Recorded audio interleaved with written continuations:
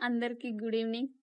నేను ఒకటి చెప్దాం అనుకుంటున్నా. ఏంటంటే ఎక్కువ సంక్రాంతి పండగ ముందే గాలిపటాలు ఎగరేస్తారు. ఎగిరేయండి. కాకపోతే కరెంట్ వైర్లు అవి ఇవి ఉన్నాయి కాబట్టి చూసుకుంటూ జాగ్రత్తగా ఆహ్, ఎగిరేయాలని అనుకుంటున్నా.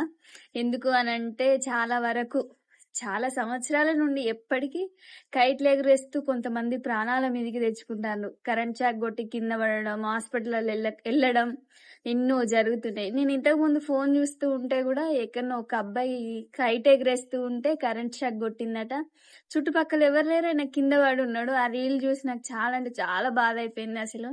ఈ కైట్లు ఎగిరేయడం ఏంది? కరెంట్ షాక్ కొట్టడం ఏందని. మళ్ళీ కైట్లు ఎగిరేయండి. కాపోతే దారంతోటి మాత్రమే ఎగిరేయండి. మాంజాలు అవి ఇవి పడితే పిట్టల కాళ్ళు, తలలు మనుషులకు తెగడము ప్రతి సంవత్సరం జరుగుతున్నాయి.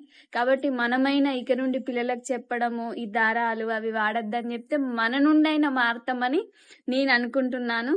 బండి మీద తిరిగే అన్నలందరికీ జాగ్రత్త.